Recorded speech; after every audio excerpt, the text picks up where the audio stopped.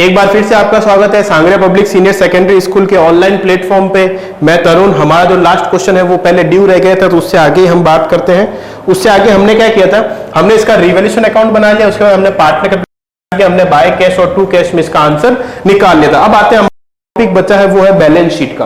तो इसकी हमें क्या करनी है, नई बैलेंस शीट बनानी पड़ेगी। क्या करनी है, नई बैलेंस शीट। तो बैलेंस शीट है, देखो पहला अकाउंट आपका ये हो गया, दूसरा अकाउंट आपका ये हो गया, देखो तीसरा अकाउंट आपकी बैलेंस शीट की। बैलेंस शीट आपको नई बनानी है, तो मैं दूसरे मार्कर से इसका नाम लिख देता हूं।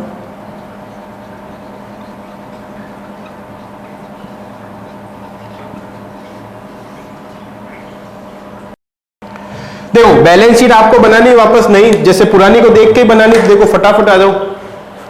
पहला है आपका क्रेडिटर। क्रेडिटर देखो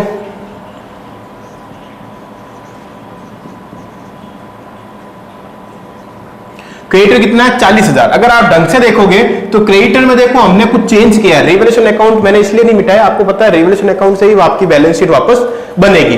तो क्रेडिटर में क्या हुआ, देखो तो 2500 रुपए ये कम हो गए और 750 रुपए ये आपके कम हो गए। तो देखो इसका आंसर क्या बचा है उसकी बात करते हैं अपन। आपको खुद को पता है जब ये दोनों कम हो जाएंगे तो आपके कितने बचेंगे, 36,750 रुपए आपके क्रेडिटर बचे, क्योंकि ये दोनों कम कर दो ना भाई। 2500 आपको चुकाने नहीं है और 750 वो आपको डिस्काउंट दे देगा, ठीक है। क्रेडिटर के बाद क्या है, बिल्स पेबल। क्या बिल्स पेबल को हमने कुछ चेंज किया, नहीं गुरुजी चेंज नहीं किया, सेम लिख दो, कोई दिक्कत नहीं। फिर हम बात करते हैं आगे, नेक्स्ट पॉइंट की बात करते हैं कैपिटल। तो कैपिटल लिख दो इनकी, पी क्यू और आर। इनकी नई पूंजी लिखनी। नई कौन सी है, ये रही आपकी नई पूंजी जो हमने यहां पे नीचे लिख रखी है। नई पूंजी कौन सी है, देखो 75, 45 और 30। इसकी 75,000, 45,000 और 30,000। चलो इधर लाइन खींच देता हूं जो आपको कंफ्यूजन नहीं हो। ये लाइन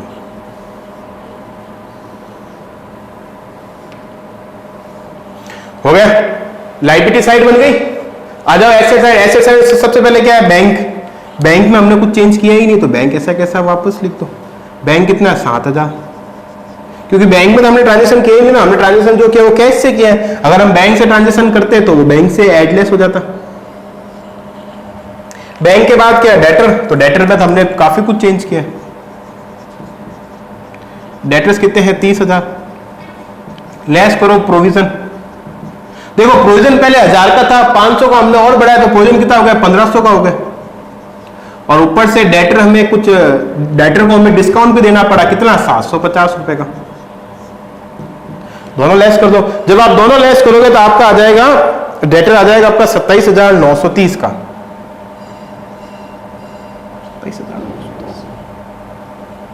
550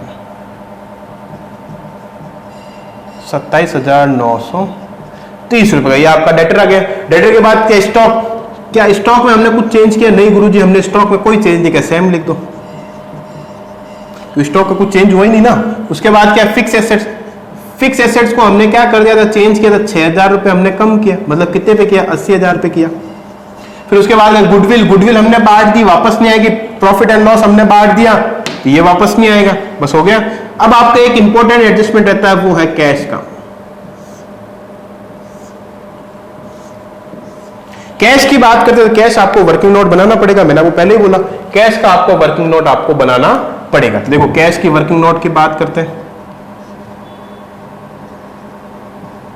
कौन सा नंबर है, छठा, सातवां, जो भी वर्किंग नोट बनेंगे, ध्यान रखना 5 से 6 वर्किंग नोट हर क्वेश्चन में बनेंगे। नहीं बने तो आपको बनाने हैं, कोई नंबर वर्किंग नोट के मिलते हैं, ध्यान रखना, ठीक है।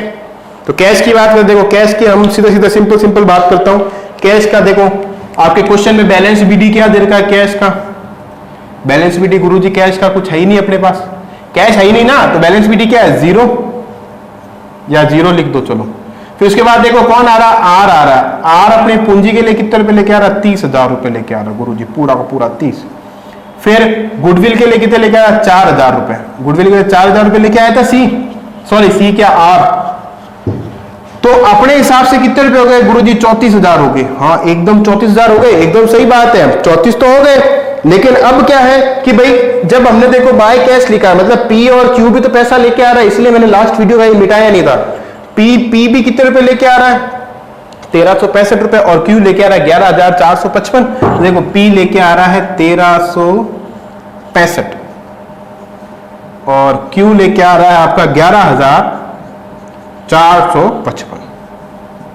ये टोटल कैश आगे जोड़ लो इनको, 34 और ये हो गए आपके 44, 45, 46, 700, 46, 820, 46, 820। ठीक है, आपकी कैश आ गई आपकी 46,820 रुपए। ये हो गया आपका पूरा क्वेश्चन। ये आपका पूंजी का समायोजन का क्वेश्चन था। आया कुछ समझ में? इंपॉर्टेंट क्वेश्चन है, कल का लिखा हुआ है, इंपॉर्टेंट का इंपॉर्टेंट, मिटाया ही नहीं इसको, चलो अच्छा नहीं मिटाया, वापस लिखना पड़ता। आया समझ में? तो ये आपका क्वेश्चन था पूंजी का समायोजन। पूंजी का समायोजन पहले क्या किया हमने, पूंजी का समायोजन किया, उससे पूंजी निकाल दी। जब बैलेंस, देखो हम हमेशा क्या करते हैं, बैलेंस शीट जो है ना वो डिफरेंस से निकालते हैं। ये हमें 75, 45, 30 हमने आज तक कैसे निकाला, डिफरेंस से निकाला।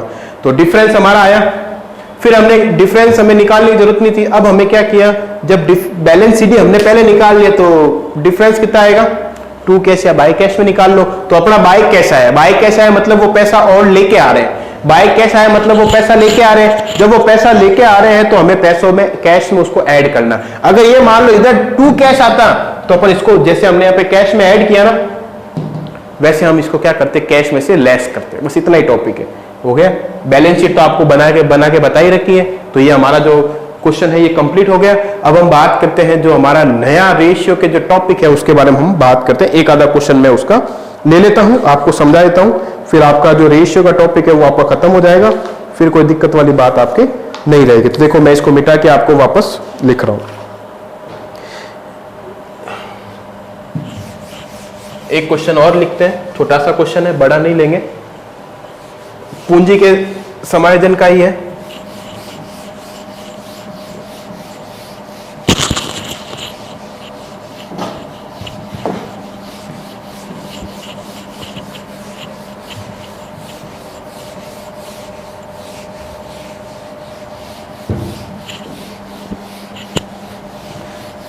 मैंने बताया पूंजी का समायोजन तो आपके दो ही प्रकार का है, ज्यादा नहीं है, लेकिन जो क्वेश्चन आते हैं वो थोड़ा घुमा के आते हैं। मैं आपको एक क्वेश्चन और इसका करवा देता हूं जो आपको समझ में आ जाए। देखो बात करते हैं अपन कैसे, जैसे मान लो क्वेश्चन ले रहा हूं मैं, ऐसी एग्जांपल है,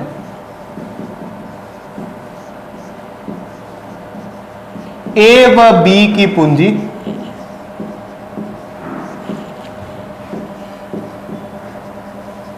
20,000 रुपए व 10,000 रुपए है।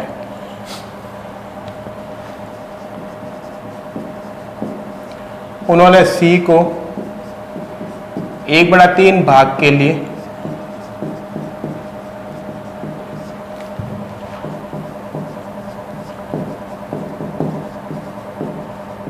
फॉर्म में प्रवेश दिया।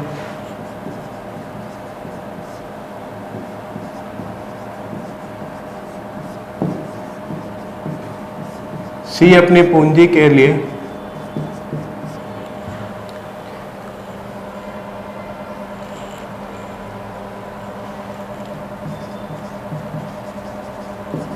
₹60,000 लेकर 60 नहीं 20 कर दो,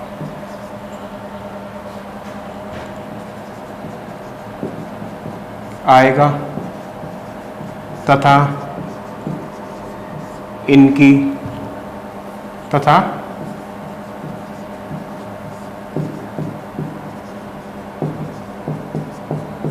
सभी साझेदारों की पूंजी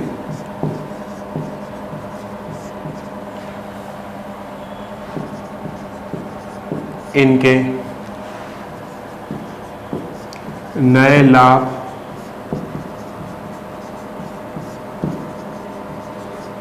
हानि अनुपात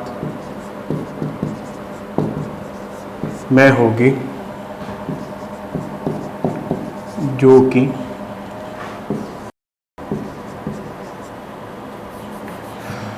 कि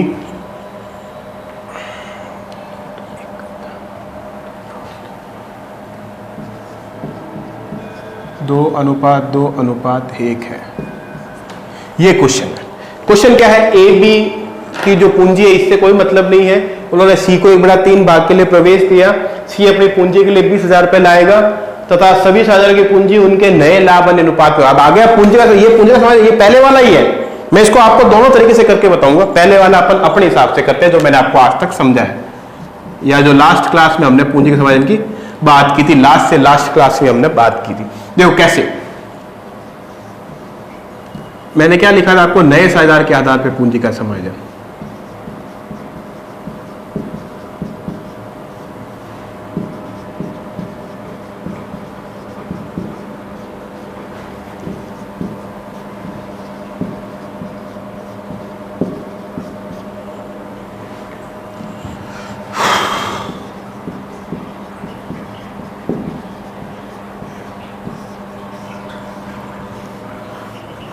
मैंने आपको इसमें फॉर्मूला लिखवाया था। फॉर्मूला क्या था, पहले क्या निकालना है, फर्म की पूंजी,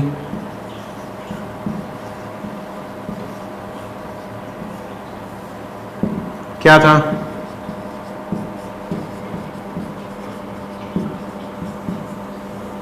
नए साझेदार की पूंजी इनटू उसका लाभ में हिस्सा।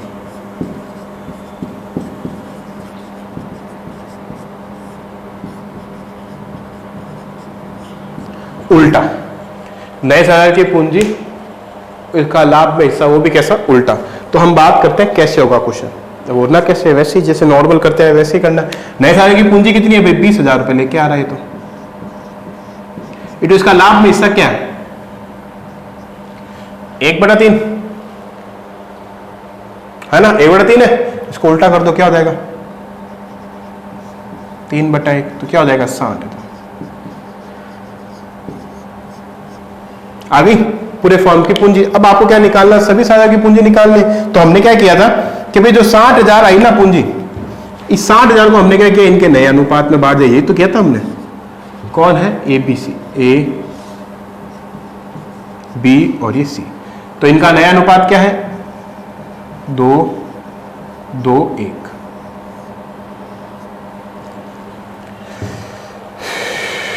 दो 2:1, या फिर इसका नया अनुपात थोड़ा चेंज करना पड़ेगा अपने को।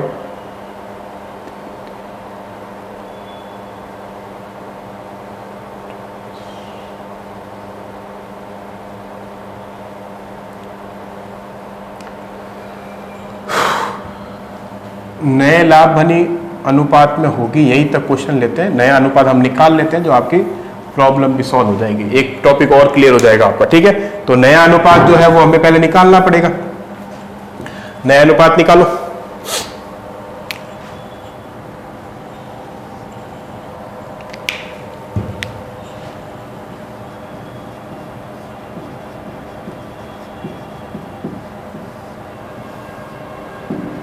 नया अनुपात वही,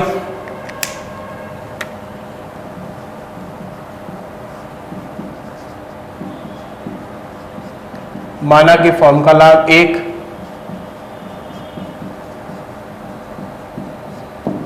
सी का हिस्सा 1/3,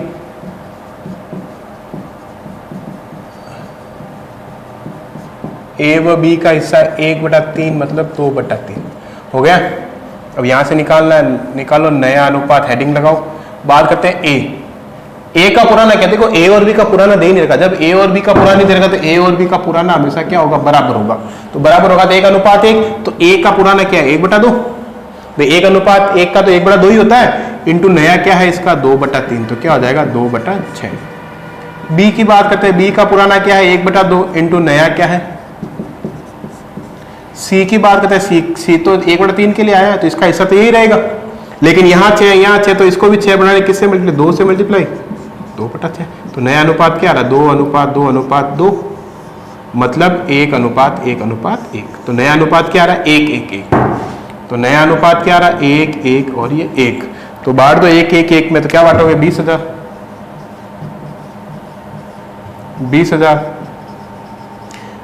अब मैंने नया अनुपात इसलिए चेंज किया क्योंकि सी की पूंजी कभी भी चेंज नहीं होगी। सी 20,000 लेके आ रहा तो उसके हिस्से की 20,000 ही यहाँ आनी चाहिए, तब आपका आंसर सही होगा। इसलिए मैंने थोड़ा चेंज किया था। और उसमें एक टॉपिक और आपका हो गया, जब पूंजी का अनुपात नहीं, मतलब साझेदारों का अनुपात नहीं देगा तो आपको क्या मानना है, बराबर मानना है। ये हो गया अपना टॉपिक जो मैंने आपको लास्ट से लास्ट वीडियो में जो है पूंजी का सवाल मैंने आपको समझाया था। अब अनुपातों के आधार पे कैसे करना वो भी देख लो, वो भी 2 मिनट का टॉपिक है, ज्यादा टाइम आपको लगेगा नहीं। तो देखो अनुपातों के आधार पे कैसे करना, देखो मैं सीधा शॉर्टकट तरीका आपको समझा। नया अनुपात तो आपको पता चल गया क्या है, बराबर है, तो नया अनुपात तो आपको निकालना पड़ेगा। अब देखो बात करते हैं फर्म की पूंजी कितनी आई है, 60,000 या 60,000 नहीं, आपको छोड़ो, आपको सीधा ही क्वेश्चन करवाते हैं कि भाई आपको फर्म की पूंजी निकालनी नहीं, आपको सीधा क्वेश्चन करना है। तो आपको मैं एक चीज बता रहा हूं, सीधी चीज समझना, ए बी और सी है ना, ए बी और सी। अब देखो इनके अनुपात की बात करते हैं, अनुपात आपको पता है भाई इनका नया अनुपात क्या है, 1 और ये 1, यही है। अब आपको एक चीज पता है कि इस 1 अनुपात है तो सी की पूंजी कितनी है, 20,000, क्योंकि सी की पूंजी ना बढ़ेगी ना कम होगी, कि सी एक बार पूंजी लेके आ गया तो उतनी ही पूंजी रहेगी। तो क्या करना, देखो ये पूरा आपको करने की जरूरत नहीं, पूरा इतना चीज करने की जरूरत नहीं। जब आपको नए अनुपात में बात करें ना, देखो तरीका तो यही है, तरीका तो यही है, लेकिन अगर आपको मान लो आपके पास टाइम कम हो तो आपको कैसे करना है, ए बी सी लिखा, इनका अनुपात लिखा, नया अनुपात लिखना। कौन सा अनुपात है ये जो अनुपात है ये आपका न्यू रेशियो, NR मतलब न्यू रेशियो, ठीक है, लिख दिया। अब आपको पता है कि भाई सी का जो अनुपात है वो 1 है, तो सी 1 अनुपात के लिए कितने रुपए पूंजी लेके आ रहा, भाई 20,000 रुपए लेके आ रही है, तो आपको समझ में आ गया। जब सी 1 के लिए 20,000 लेके आ रहा तो ये दोनों आपस में क्या बन गए, आधार बन गए, ये दोनों आपस में क्या बन गए, आधार। तो जो आपके पास है उसको डिवाइड में रख दो और जिसको निकालना उसको मल्टीप्लाई में रख दो। देखो जैसे बात की कैसे, ए 20,000 रुपए किसके बराबर है, इस 1 के बराबर है ना, ये 1 कौन सा, सी वाला, इनटू किसकी पूंजी निकालनी, ए का अनुपात क्या है, 1, तो आंसर क्या आ जाएगा 20,000। ऐसे बी की बात करते हैं, बी का कितना है, मतलब 20,000 किसके बराबर है, 1 के बराबर है, तो इंटू बी के बराबर रख लो, बी का क्या 1 ही है, ये आ गया तीनों का अनुपात, तीनों की पूंजी आ गई बराबर, तीनों की पूंजी आ गई। तो देखो हम बात ये आगे आगे तीनों, यहां भी 20-20 आए, यहां भी 20 आए। अब मैं इसको आपको थोड़ा और तरीके से समझाता हूं। जैसे मान लो आपका खत्म हो गया, अब इस क्वेश्चन से लेना देना नहीं है, मैं आपको एक तरीका और बताता हूं इसका। जैसे मान लो इनका अनुपात ऐसा नहीं है, इनका जो अनुपात है ना वो अलग तरीके से, जैसे क्या मानोगे आप, अनुपात 20,000 है तो 3 मान लो और 2 मान लो, कोई दिक्कत नहीं, वो बराबर था इसलिए आपको समझ में नहीं आया तो कोई बात नहीं, ऐसे समझ लेते हैं। देखो बात करते हैं, ए 20,000 रुपए किसके बराबर है, गुरुजी 1 के बराबर है, क्योंकि ये तो दोनों, भाई सी अपने हिस्से के लिए पूंजी लेके आ रहा है तो पूंजी किसके बराबर हुई, हिस्से के बराबर हुई या नहीं हुई, सी अपने हिस्से के लिए पूंजी लेके आ रहा है तो पूंजी हिस्से के बराबर हुई या नहीं हुई। जैसे भी सीधी सी बात है, आपने 10 रुपए की एक आइसक्रीम ली, 10 रुपए की आपने आइसक्रीम ली, मतलब आइसक्रीम 10 रुपए किसके बराबर है, आइसक्रीम के बराबर, आइसक्रीम किसके बराबर, 10 रुपए के बराबर। तो वही चीज यहाँ पे, भाई सी अपने हिस्से के लिए 20,000 रुपए लेके आया तो सी का हिस्सा किसके बराबर है, 20,000 के बराबर है, तो ये दोनों आपस में बराबर है, तो बराबर होते हैं वो हमेशा डिवाइड में रखे जाते हैं। निकालना क्या है, किसका हिस्सा, ए का हिस्सा क्या है गुरुजी 3 है, क्या आ जाएगा 60,000। ऐसे कैसे बी का निकाल लो, बी की बात करते हैं, बी का हिस्सा 20,000 किसके बराबर है, 1 के बराबर है, इंटू किसके, बी के बराबर, बी कितना है 2, खत्म, बस ये खत्म, कोई दिक्कत, कोई दिक्कत नहीं। ये आपका एक तरीका और था, जब आपको क्वेश्चन में दे दिया जाए कि भाई नए अनुपात के आधार पे आपको या इनके लाभ हानि अनुपात में जो है इनकी पूंजी रहेगी, इनकी पूंजी जो है वो नए लाभ हानि अनुपात में रहेगी या इनके लाभ हानि अनुपात में रहेगी, तो ऐसे करोगे तो भी आपका, क्योंकि आप यहाँ पे आके आप देखो, यहाँ पे तो आपने फर्म की पूंजी निकाली 60,000, लेकिन आगे आपको बांटना तो अनुपात में ही है ना, तो ये जो पूंजी ये भी तो अनुपात में ही है, इसको ऐसे नहीं बांट के मैंने एक नया तरीका निकाल दिया कि भाई आपको पता है, भाई सीधा क्वेश्चन की बात कर रहा हूं, सीधा यहां से ये दूसरा आंसर है, ये जो आंसर नंबर है ये आपका आंसर नंबर 1 है, वो आंसर तो मैंने मिटा दिया, लेकिन फिर भी आंसर तो ऐसे ही आएगा, ये आंसर नंबर आपका 2 है। अगर यहाँ पे अगर आप 1-1 रखोगे तो इसका आंसर 20-20 ही आएगा, कोई दिक्कत नहीं। वो तो देखो मैंने क्या किया, सीधा आपको क्वेश्चन आपके सामने, आपको पता है एबीसी का नया अनुपात आपने निकाल लिया, क्या आया 1 आया था, लेकिन मैंने यहाँ पे थोड़ा चेंज कर 3 2 1 मान लिया मैंने। अब आपको पता है सी 20,000 रुपए लेके आ रहा है अपनी पूंजी के बराबर, तो पूंजी आपकी ये हो गई, तो 20,000 के बराबर क्या है 1 है, तो 3 को रख दो, 2 को रख दो, आ गया आंसर। तरीका दोनों ही सेम है, कोई दिक्कत नहीं आपके तरीके में, तरीका आपका ऐसा ही आएगा, एग्जाम में भी आपको यही आएगा, इनकी पूंजी जो है वो इनके लाभ हानि अनुपात में होगी, तो आपको वैसे ही करना है। तो देखो एक टॉपिक और, एक चीज और लगा देता हूं, जैसे मान लो इनका अनुपात जो है, अनुपात की बात करता हूं, एक क्वेश्चन दे रखा आपको, ए और बी साझेदार है, सी आ रहा है, सी अपने हिस्से के लिए पूंजी कितनी लेके आ रहा है 40,000 लेके आ रहा है, और ए बी सी का जो नया अनुपात है, नया अनुपात रहेगा 2-2-1, क्या रहेगा 2-2-1, ये इनका नया अनुपात। अब क्वेश्चन है बोला अभी पूंजी का समायोजन करो, और इनकी जो पूंजी है वो इनके लाभ हानि अनुपात में होगी। अब पूंजी आपको ये ऐसे करोगे तो भी आपका आंसर आ जाएगा, अगर आप ऐसे नहीं करना चाहते तो ऐसे कर लो, कैसे, ए 40,000 रुपए जो पूंजी है वो किसके बराबर है 1 के बराबर है, तो इनटू किसका आंसर निकालना है, ए का निकालना, ए का आंसर क्या है 2, कितना आ जाएगा 80,000। बी की बात करते हैं, 40,000 किसके बराबर है 1 के बराबर है, इंटू 2 क्या हो जाएगा 80,000।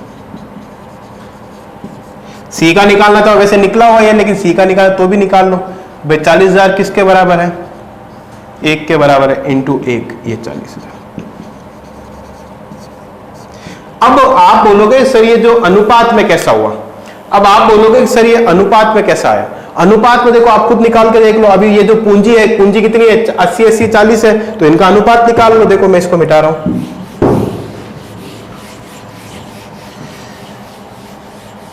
पूंजी कितनी है 80-40 है ना, देखो मैं आपको अनुपात निकाल रहा हूं, ए बी और सी, अनुपात काट के देख लो, ए की आ रही है आपकी 80,000, बी की 80,000 और सी की 40,000। भाई पूंजी इनके अनुपात में होनी चाहिए ना, लाभ अनुपात। देखो पूंजी कितना है, देखो जितने जीरो कट रहे हैं 1 2 3 4 जीरो इसमें कट रहे हैं, इसमें भी आपके 4 जीरो कट रहे हैं, और इसमें भी आपके 4 जीरो कट रहे हैं, कोई दिक्कत नहीं। क्या बच रहा है 8 और 4, ये और कटते हैं 2 से कटते हैं, काटो 4 4 2 और 2 से कट रहा है 2 2 1, क्या अनुपात आया, आ गया आपका अनुपात। तो इस तरह से जो पूंजी है वो कैसे रहती है आपके पूंजी अनुपात में, आपकी पूंजी इसी तरह से रहती है। आया समझ में। तो ये जो हमारा जो था वो नए साझेदार के आधार पे पूंजी का समायोजन था। ये ऐसा जो क्वेश्चन मैंने क्या बोला, पूंजी के समायोजन 2 ही प्रकार के होते हैं, नए के आधार पे और आपके पुराने के आधार पे। नए के आधार पे पता कैसे चलेगा, जब आपकी देखो पुराने के आधार पे पता कैसे लगाना है, जब नए साझेदार की पूंजी क्वेश्चन में नहीं दे रखी हो। जब आपको नए साझेदार की पूंजी क्वेश्चन में नहीं दे रखी हो, नए साझेदार की पूंजी जब भी आपको क्वेश्चन में नहीं दे रखी हो, तो हमेशा ध्यान रखना जो समायोजन होगा वो हमेशा पुराने के आधार पे होगा। लेकिन जब आपको नए साझेदार की पूंजी क्वेश्चन में दे रखी है तो हमेशा समायोजन जो है वो नए के आधार पे ही होगा। यहाँ पे देखो सी की पूंजी दे रखी है, हम पुराने का हम लगा ही नहीं सकते। अगर इसमें सी की पूंजी नहीं दे रखी होती तो हम पुराने के आधार पे निकाल के करते। जैसे देखो मान लो इसमें आपको सी को 1/3 भाग के लिए प्रवेश दिया, इतना ही क्वेश्चन है, और आपको पूंजी का समायोजन करना है, ठीक है, इतना ही क्वेश्चन है मान लो। तो अब देखो इसमें सी की पूंजी नहीं दे रखी है, तो आपको जो है वो ए और बी के आधार पे, मतलब पुराने साझेदार के आधार पे निकालना है। तो तरीका मैंने बता रखा है, पहले क्या करोगे, फॉर्म की पूंजी, फॉर्मूला नहीं लिखा हूं, फॉर्म की पूंजी क्या होगी, पुराने साझेदार की पूंजी क्या है 30,000 इंटू उनका लाभ में हिस्सा क्या होगा, देखो माना फॉर्म का लाभ 1, उसमें से नए का लेस कर दो, क्या बचा 2/3, 2/3 को उल्टा कर दो। फॉर्मूला लिखवा रखा मैंने आपको, कितना होगा 15 45,000। तो पूरे फॉर्म की पूंजी क्या आ गई 45,000। अब आपको किसकी पूंजी निकालनी, सी की पूंजी। कैसे निकालोगे, फॉर्म की पूंजी, फॉर्म की पूंजी कितनी आई 45,000, यही तो आपका आंसर है, माइनस पुराने साझेदार की पूंजी। फॉर्मूला मैंने लिखवा रखा है, लास्ट वीडियो में मैंने आपको लिखवाया था। तो 45 में से 30 गए, पीछे कितने 15,000, तो ये आ गई आपकी नए साझेदार की पूंजी। जब क्वेश्चन में नए साल की पूंजी दे रखी हो तब तक आपको पुराने का तो लगाना ही नहीं है। अगर नए की नहीं दे रखी हो तो आपको पुराना ही लगाना, चाहे कुछ भी हो। नए की दे रखी हो तो हमेशा नए से लगाना है, नए की नहीं दे रखी हो तो फिर पुराने का लगाना। ठीक है, आया समझ में? तो आज हमारा जो पूंजी टॉपिक है वो खत्म हो गया है। इसका जो क्वेश्चन है वो हम नेक्स्ट वीडियो में करेंगे। एक क्वेश्चन जो पुराने के आधार पर आपको करवाना है वो हम नेक्स्ट वीडियो में करेंगे। और गुडविल के बारे में थोड़ा सा आपको समझाना है, जो मेरा लास्ट वीडियो में अभी हमने जो क्वेश्चन किया था, या लास्ट वीडियो में जो क्वेश्चन था वो रह गया था, उसके बारे में। फिर हमारा चैप्टर जो है वो कंप्लीट हो जाएगा। ठीक है, तो आज के लिए इतना ही। धन्यवाद।